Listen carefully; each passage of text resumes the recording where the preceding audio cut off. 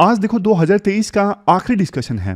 Discussion हम start करें उससे पहले एक क्वेश्चन मैं आपसे पूछना चाहता हूं एथिक्स का।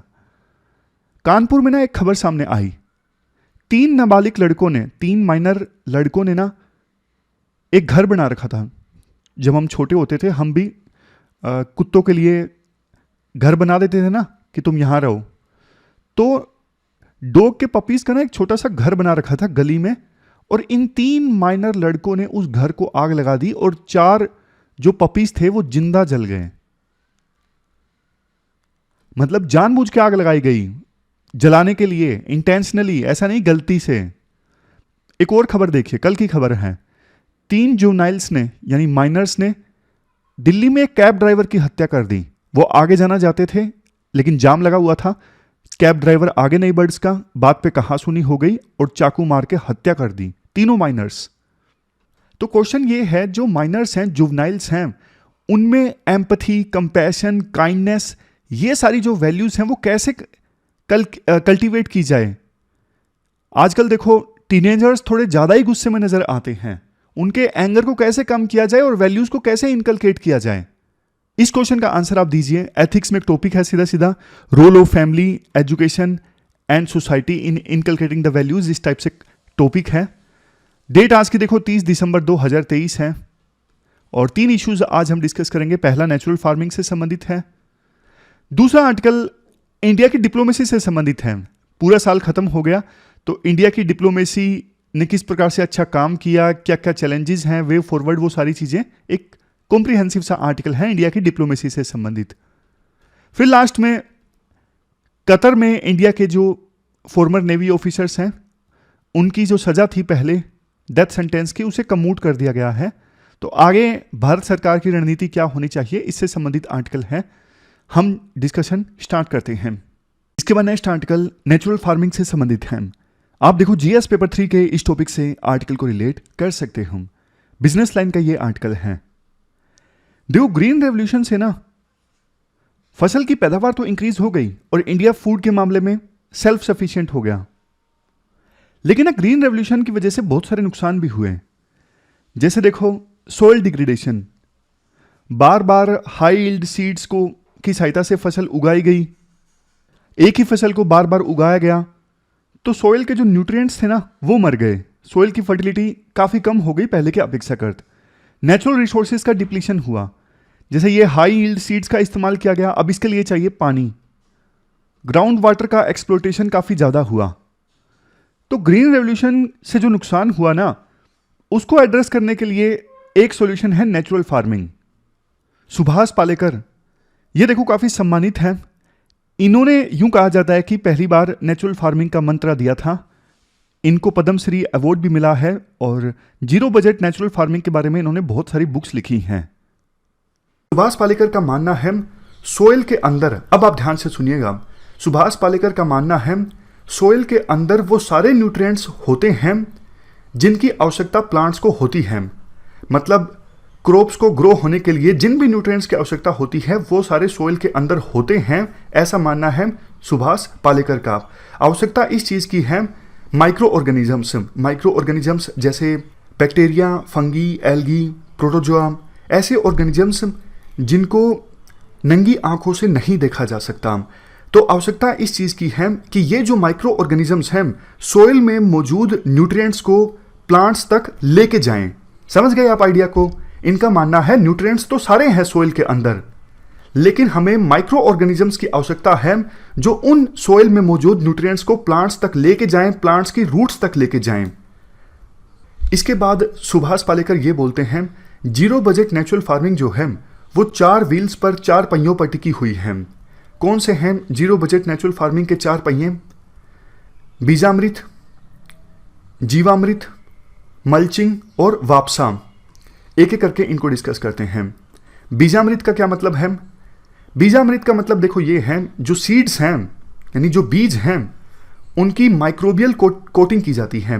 कैसे की जाती है माइक्रोबियल कोटिंग? जैसे देखो ये सीड्स हैं, सीड्स के ऊपर गाय का यूरिन या फिर गाय का जो गोबर है उसका लेप लगा दिया गया, तो इससे क्या होगा, कई तरह के जो बैक्टीरिया वगैरह हैं वो सोइल में चले जाएंगे। उसके बाद दूसरा पहिया है जीवामृत।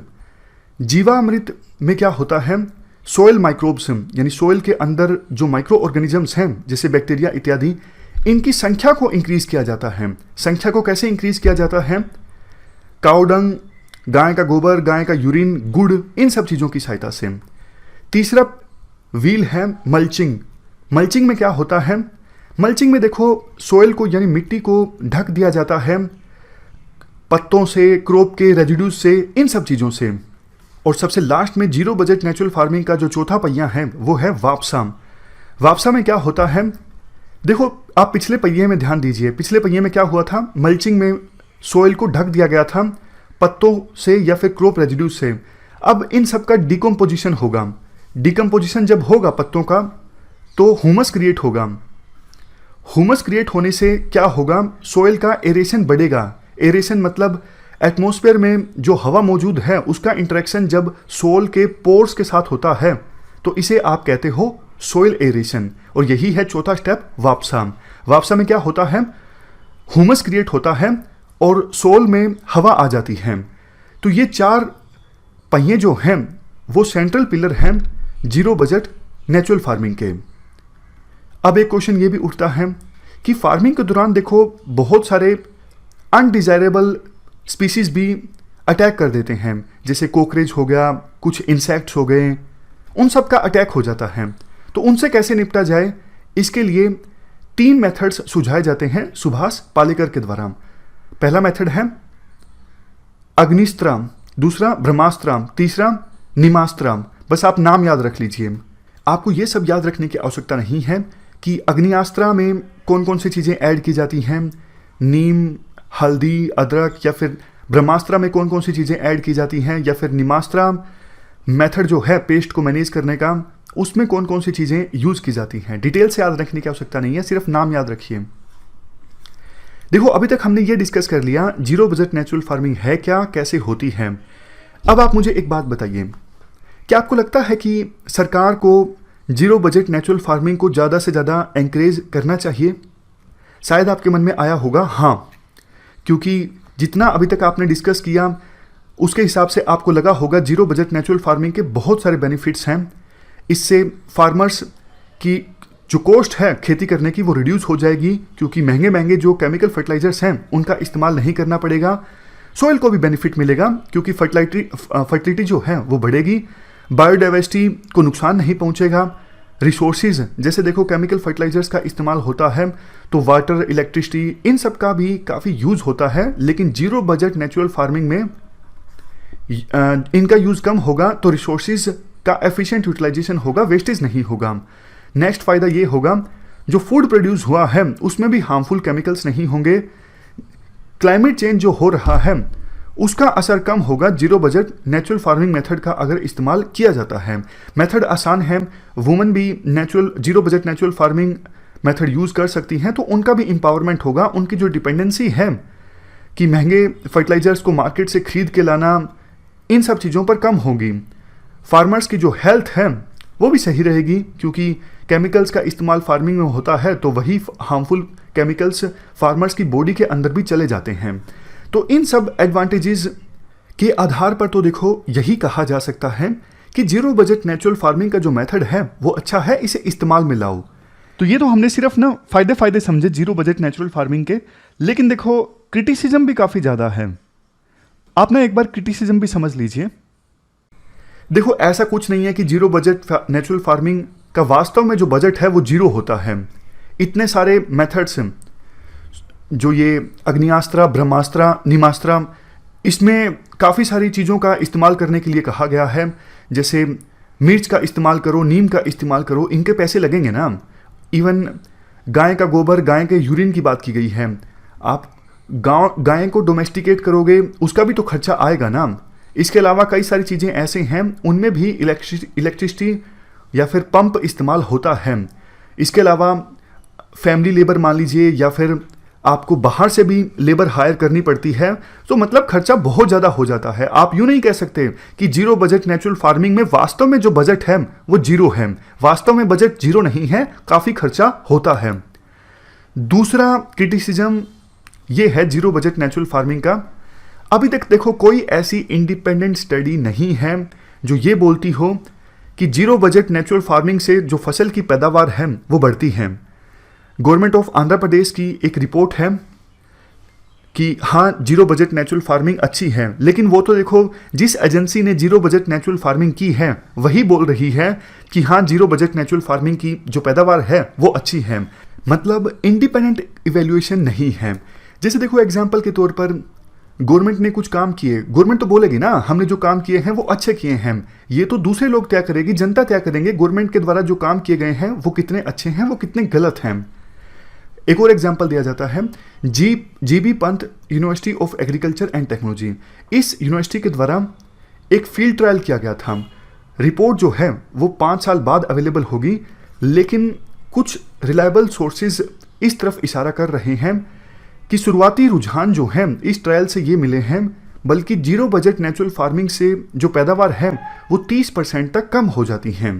तो ये काइंड ऑफ दूसरा क्रिटिसिज्म है जो कहता है ऐसी कोई इंडिपेंडेंट रिपोर्ट नहीं है जो बोलती हो जीरो बजट नेचुरल फार्मिंग से पैदावार जो है वो बढ़ जाती है। अब तीसरे क्रिटिसिज्म की बात करते हैं। मिस्टर सुभाष पालेकर का ये बोलना है कि सोइल के अंदर वो सारे न्यूट्रिएंट्स मौजूद हैं जो प्लांट्स को चाहिए, जबकि देखो ये बात गलत है। साइंस बोलती है कि इंडिया की जो सोइल है वो काफ़ी ज़्यादा पुअर है ऑर्गेनिक मैटर कंटेंट के मामले में। मतलब जो ऑर्गेनिक मैटर होना चाहिए सोइल में वो काफ़ी कम मिलता है भारतीय सोइल में। हमारे इंडिया की 59% जो सोइल है उसमें नाइट्रोजन की कमी है, 49% सोइल में फॉस्फोरस की कमी है और 48% जो सोइल है उसमें पोटेशियम की कमी है। इसके अलावा ना सिर्फ इंडिया की सोइल में काफ़ी सारे माइक्रोन्यूट्रिएंट्स जैसे आयरन, मैग्नीशियम, कॉपर इन सब की कमी है, बल्कि बहुत सारे ऐसे न्यूट्रिएंट्स इंडिया की सोइल में मौजूद होते हैं, लेकिन इसके बावजूद वो अपने आप को फुली एक्सप्रेस नहीं कर पाते। मतलब उन न्यूट्रिएंट्स का बेनिफिट क्रॉप्स को नहीं हो पाता। कई सारे रीजन्स में सोइल जो है वो सैलिन है, कई सारे रीजन्स में सोइल्स जो है वो एसिडिक है और कई सारे रीजन्स में सोइल जो है वो टॉक्सिक है, इंडस्ट्रियल पोल्यूशन की वजह से या फिर म्यूनिसिपल वेस्ट की वजह से। कहने का देखो सिंपल मतलब ये है, देश के अलग अलग इलाकों में सोइल की जो क्वालिटी है वो अलग अलग है। किसी इलाके की सोइल में नाइट्रोजन ठीक ठाक है तो फॉस्फोरस कम है, लेकिन किसी दूसरे इलाके में ऐसा हो सकता है नाइट्रोजन ज़्यादा है तो पोटेशियम कम है। समझ गए? तो साइंटिस्ट क्या सजेस्ट करते हैं? साइंटिस्ट ये सजेस्ट करते हैं कि भैया आप सोइल की टेस्टिंग करवा लो। फार्मर्स को बोलते हैं, सरकार भी बोलती है कि आप सोइल को टेस्ट करवा लो, पता लग जाएगा आपकी सोइल में कौन से न्यूट्रिएंट्स ठीक ठाक हैं और कौन से न्यूट्रिएंट्स की कमी है। उसके बाद आप रेलेवेंट फर्टिलाइजर्स का इस्तेमाल कर सकते हो। इवन न्यूट्रिएंट्स को आप इंटीग्रेटेड ढंग से मैनेज कर सकते हो। इंटीग्रेटेड न्यूट्रिएंट मैनेजमेंट में ऑर्गेनिक मैन्योर को भी शामिल किया जाता है, जैसे क्रॉप रेजिड्यूज हो गए, बायो फर्टिलाइजर्स हो गए, हरे रंग की खाद होगी, इनका भी इस्तेमाल किया जाता है केमिकल फर्टिलाइजर्स के साथ साथ। तो ये तभी पॉसिबल होगा ना जब सोइल की टेस्टिंग होगी। लेकिन सुभाष पालेकर तो ये बोलते हैं soil testing is a conspiracy, मतलब सोइल की टेस्टिंग नहीं करनी चाहिए, ये तो एक षड्यंत्र है। क्रिटिसिज्म देखो वैसे और भी हैं, लेकिन ना इस डिबेट से हट के नेचुरल फार्मिंग के फायदे नुकसान क्रिटिसिज्म क्या है, नेचुरल फार्मिंग प्रमोट क्यों नहीं हो रही है, उसका एक बड़ा एस्पेक्ट आप देखिए। नेचुरल फार्मिंग आपको पता है यील्ड कम हो जाती है, अभी तक की डिस्कशन से हमने समझ लिया। तो किसानों का यह कहना है कि नेचुरल फार्मिंग से हम खेती करें इस प्रैक्टिस से तो हमारी जो फसल प्रोड्यूस होगी ना तो इसके हमें ज़्यादा दाम मिलने चाहिए, क्योंकि नेचुरल फार्मिंग की प्रैक्टिस का उपयोग करके तो पैदावार कम हुई है तो मार्केट में उसका रेट ज़्यादा होना चाहिए क्योंकि ये फसल हेल्दी है। बट उतनी अवेयरनेस अभी मार्केट में नहीं है। और उससे भी बड़ी चीज़, अगर किसी किसान ने नेचुरल फार्मिंग से खेती की है ना तो लेबलिंग का कोई स्टैंडर्ड मेथड नहीं है कि हाँ भाई इस किसान ने नेचुरल फार्मिंग से खेती की है तो इस किसान की फसल जो है वो नेचुरल फार्मिंग वाली है। कौन लेबल करेगा, कैसे लेबल करेगा? बहुत से किसान झूठ भी बोल देते हैं कि हमारी नेचुरल फार्मिंग वाली फसल है, लेकिन वो होती नहीं है। मतलब समझ गए ना, लेबलिंग की दिक्कत है। हाल ही में ब्यूरो ऑफ इंडियन स्टैंडर्ड्स ने ना एक ड्राफ्ट रिलीज किया था पब्लिक कमेंट्स के लिए कि नेचुरल फार्मिंग और नेचुरल फार्मिंग की प्रोड्यूस के लिए लेबलिंग की रिक्वायरमेंट से संबंधित है। ये जो ड्राफ्ट है ना, नेचुरल फार्मिंग और ऑर्गेनिक फार्मिंग के बीच में डिफरेंशिएट करता है। मतलब ड्राफ्ट साफ साफ बताता है कि कौन सी फसल को हम ऑर्गेनिक फार्मिंग वाली फसल लेबल करेंगे और कौन सी फसल को हम नेचुरल फार्मिंग वाली फसल लेबल करेंगे।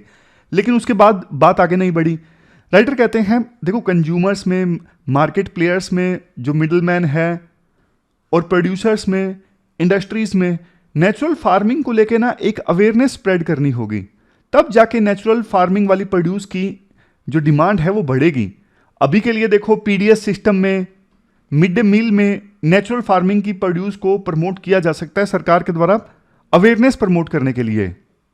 और कुछ एग्जांपल्स देते हैं, जैसे देखो 43,000 ना विलेज हार्ट्स हैं, विलेज मार्केट्स, जैसे आंध्र प्रदेश, तेलंगाना, तमिलनाडु, इन सब राज्यों में। तो यहां पे ना विलेज की जो मार्केट लगती है ना, कुछ स्टॉल को डेडिकेटेड नेचुरल फार्मिंग वाली स्टॉल लेबल किया जा सकता है कि यहां पे आप नेचुरल फार्मिंग वाले प्रोडक्ट्स खरीद सकते हो। इससे अवेयरनेस आएगी। इसके अलावा जहां पे कंजम्पशन ज़्यादा होती है, जैसे देखो तिरुपति मंदिर है आंध्र प्रदेश में, अब वहां पे ना मंदिर अथॉरिटीज़ ने ना 5,000 सेल्फ हेल्प ग्रुप से कॉन्टैक्ट किया था कि हमें पेस्टिसाइड फ्री प्रोड्यूस चाहिए भगवान को ऑफर करने के लिए। तो बहुत सारे ये 5,000 सेल्फ हेल्प ग्रुप्स एकजुट हुए थे नेचुरल फार्मिंग से प्रोड्यूस हुई फसल की सोर्सिंग के लिए।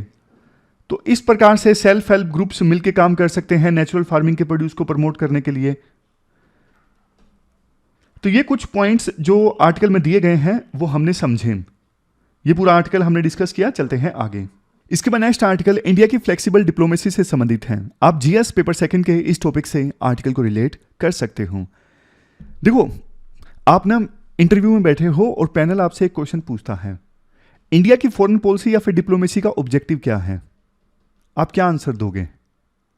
देखो, इसका आंसर ये हो सकता है, इंडिया की फॉरेन पॉलिसी का मकसद ये है फॉरेन में यानी इंडिया से बाहर ऐसी सर्कमस्टांसिस क्रिएट करना जिससे कि इंडिया के हर प्रकार के इंटरेस्ट, जैसे फॉरेन पॉलिसी संबंधित interest, economic interest, territorial interest, हर प्रकार के जो इंटरेस्ट है ना वो सिक्योर हों और प्रमोट हों।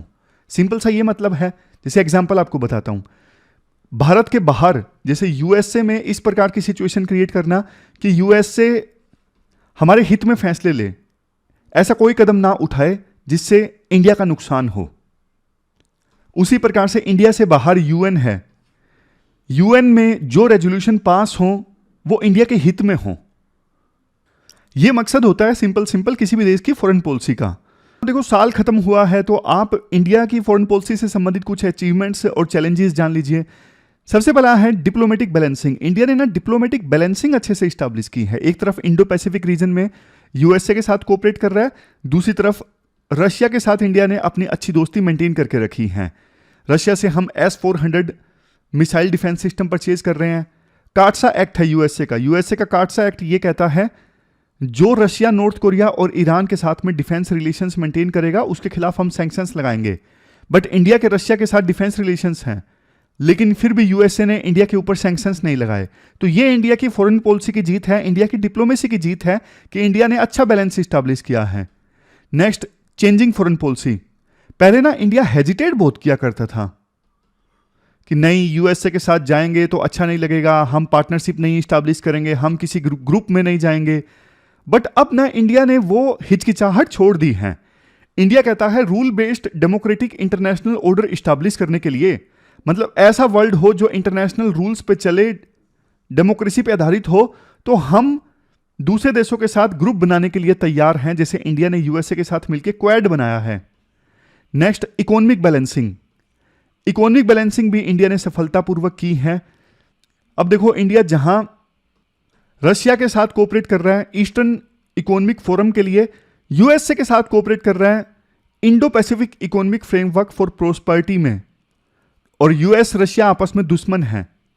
तो इंडिया ने इकोनॉमिक बैलेंसिंग भी की है कि यूएसए लेड जो इकोनॉमिक ग्रुप्स है वहां भी इंडिया एक्टिव रोल प्लेगा, और रशिया के द्वारा लेड जो इकोनॉमिक ग्रुप्स हैं वहां भी इंडिया इंपॉर्टेंट भूमिका प्ले करने को तैयार है।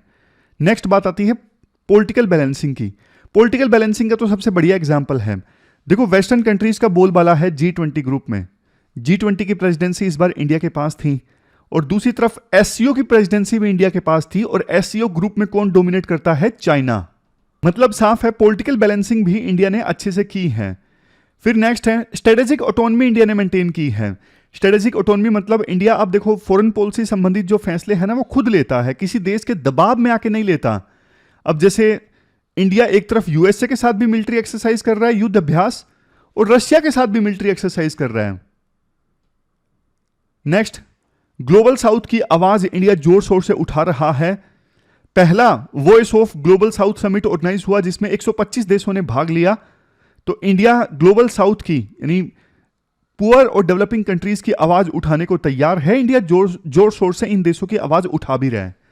अब इंडियन डिप्लोमेसी के लिए आप चैलेंजेस देखिए। चाइना का राइज, चाइना बहुत तेजी से इंक्रीज हुआ है, संबंधित हमने आर्टिकल भी डिस्कस किया था। साउथ एशिया में चाइना इंडिया के लिए बहुत बड़ा चैलेंज बन के उभरा है। लद्दाख में तो डायरेक्टली चाइना और इंडिया की फोर्सेस आमने सामने हैं 2020 के बाद से ही। ये एक चिंता का कारण है, चैलेंज है। अब नेक्स्ट पॉइंट ये है, देखो कई बार ना जैसे इंडो पैसिफिक रीजन में ना इंडिया के इकोनॉमिक इंटरेस्ट ना दूसरे देशों के जो इंटरेस्ट हैं इंडो पैसिफिक रीजन में उनके साथ ना मैच नहीं करते। इस वजह से इंडिया जो बहुत बड़ा रोल प्ले करना चाहता था ना इंडो पैसिफिक में, वो अभी तक नहीं प्ले कर पाया है। और हम जो बात कर रहे हैं ना बैलेंसिंग, हमने यूएसए और रशिया के बीच में बैलेंस स्टैब्लिश किया है। ये देखो बैलेंसिंग ज्यादा समय तक नहीं चल पाएगी लॉन्ग टर्म में। एक लेवल के बाद हमें साइड चूज करनी ही पड़ेगी। अगर मान लीजिए रशिया चाइना एक तरफ और यूएसए दूसरी तरफ, दोनों के बीच में दुश्मनी बढ़ती है तो हमें एक साइड चूज करनी पड़ेगी, रशिया चाइना या फिर यूएसए। साइड नहीं चूज करेंगे, फेंस पे बैठे रहेंगे तो ये वो वाली बात हो जाएगी। हमारी बोलचाल सबके साथ है, रिलेशन सबके साथ ठीक ठाक है, लेकिन कोई रिलायबल पार्टनर नहीं है। आवश्यकता पड़ने पर हमें किसी सच्चे दोस्त की जरूरत पड़ेगी तो कोई भी नहीं होगा। ये वो वाली सिचुएशन हो जाएगी। बोलते हैं ना दोस्ती कम रखो, लेकिन ऐसे दोस्त होने चाहिए जो सुख दुख में आपके काम आए। इंडिया सभी के साथ अच्छे रिलेशंस मेंटेन करके चल रहा है, ऐसा ना हो कि बुरे वक्त के दौरान कोई भी काम ना आए। नेक्स्ट, फिर एक चैलेंज ये है, हमारे आस पड़ोस में साउथ एशिया में इंडिया के लिए काफ़ी चैलेंजेस हैं। हमारे पड़ोसी देश नेपाल, श्रीलंका, बांग्लादेश, ये चाइना कार्ड प्ले करते हैं। और हमने सी राजा मोहन का आर्टिकल डिस्कस किया था कि हिस्टोरिकल और पॉलिटिकल फैक्टर्स रिस्पॉन्सिबल हैं कि रिश्ते कई बार ना पड़ोसी देशों के साथ ठीक नहीं होते। मालदीव जैसे अभी इंडिया को बोल रहा है कि आप अपनी मिलिट्री पर्सनल यहाँ से वापस लेके जाइए। वे फॉरवर्ड में क्या बोला जाता है? वे फॉरवर्ड में बोला जाता है देखो ये सब बातें ठीक हैं, बट इंडिया का रोल ना ग्लोबल पॉलिटिक्स में इंक्रीज हुआ है, ये बात तो सभी मान रहे हैं। नेक्स्ट, इंडिया अब एक नेगोशिएटिंग प्लेटफॉर्म प्रोवाइड कर रहा है वर्ल्ड के मेजर कंट्रीज के बीच में विवाद को सुलझाने के लिए। जैसे रशिया यूक्रेन वार को लेके वेस्टर्न नेशंस और रशिया के बीच में कन्वर्सेशन हुई थी रायसीना डायलॉग के दौरान और G20 की मीटिंग के दौरान इंडिया में। Global governance reforms, United Nations security council में रिफॉर्म्स नहीं आ पाए हैं अभी तक। इतने सारे युद्ध चल रहे हैं लेकिन यूएन कुछ नहीं कर पा रहा है। तो इंडिया अफ्रीका दोनों आवाज बन सकते हैं रिफॉर्म्स लाने के लिए। नेक्स्ट है tackling Chinese problem. Chinese problem को टैकल करने के लिए देखो इंडिया यूएसए के साथ क्लोज रिलेशंस इस्टेब्लिश कर रहा है, लेकिन अल्टीमेटली इसका सॉल्यूशन एक ही है कि आप जितना जल्दी ग्रो होगे, जितना आपकी इकोनॉमी जितना जल्दी ग्रो होगी उतने ही पावरफुल आप होगे। और पावरफुल की बात देखो हर कोई सुनता है, पावरफुल के साथ हर कोई दोस्ती मेंटेन करके रखना चाहता है। तो इंडिया को ना अपनी इकोनॉमी को ग्रो करने पे ध्यान देना होगा, अपनी मिलिट्री पावर को इंक्रीज करने पे ध्यान देना होगा। बाकी जो कर रहा है यूएसए के साथ दोस्ती मेंटेन करके रखना वो सब ठीक है। तो ये हमने इंडिया की डिप्लोमेसी से संबंधित कुछ नॉर्मल पॉइंट्स डिस्कस किए। चलते हैं आगे। इसके बाद देखो कतर में जो नेवी के 8 फॉर्मर ऑफिसर्स हैं ना उनको फांसी की सजा सुनाई गई थी कतर की कोर्ट के द्वारा जासूसी के आरोप में। उनकी अब फांसी की सजा को कम्यूट कर दिया गया है, लेकिन 3 से 25 साल तक की सजा अलग अलग लोगों की अभी भी बरकरार है। यानी जो कन्विक्शन था उसे अपहेल्ड किया गया है, गलती को माफ नहीं किया गया है। कन्विक्शन अपहेल्ड है लेकिन सजा फांसी नहीं होगी, जेल में सजा काटनी पड़ेगी।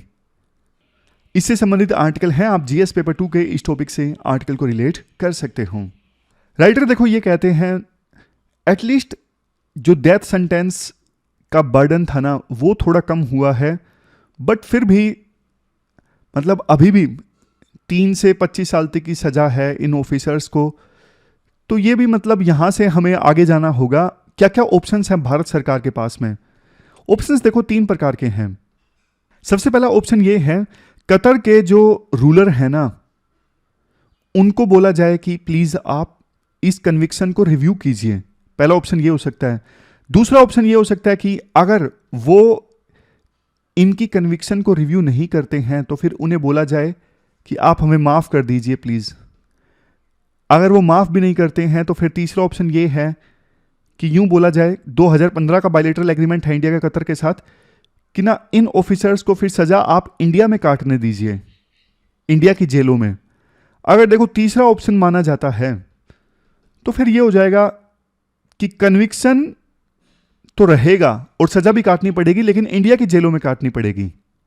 राइटर कहते हैं देखो इस मुद्दे पर ना इंडिया की अप्रोच थोड़ी मैच्योर रही है।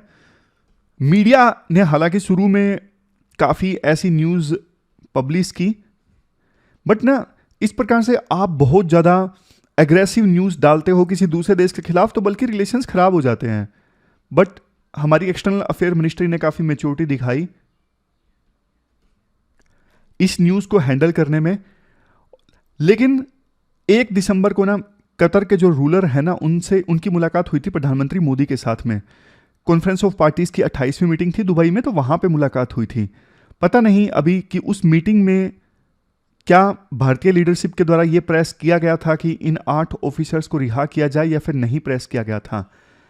राइटर ये कहते हैं हाईएस्ट लेवल पे प्रयास होते दिखना भी चाहिए। और वैसे तो बहुत ज़्यादा आइडियल चीज़ भी राइटर बोल देते हैं कि अगर ये चीज़ सच है कि वास्तव में ये 8 ऑफिसर्स जासूसी कर रहे थे तो सरकार जो है भारतीय नागरिकों की जो जान है विदेशी धरती पर खतरे में ना डाले। यार हर देश अपने नेशनल इंटरेस्ट को सुरक्षित रखने के लिए इस प्रकार के ऑपरेशंस चलवाता है। कोई ऐसा देश नहीं है, मतलब जो मेजर कंट्री हो, छोटे छोटे देशों की मैं बात नहीं कर रहा, हर बड़ा देश इस प्रकार के इंटेलिजेंस जो ऑपरेशंस है ना वो कैरी आउट करता है और इंडिया अछूता नहीं है इन ऑपरेशन से। और जहां ऑपरेशंस चलेंगे इंटेलिजेंस वाले वहां रिस्क तो रहेगा।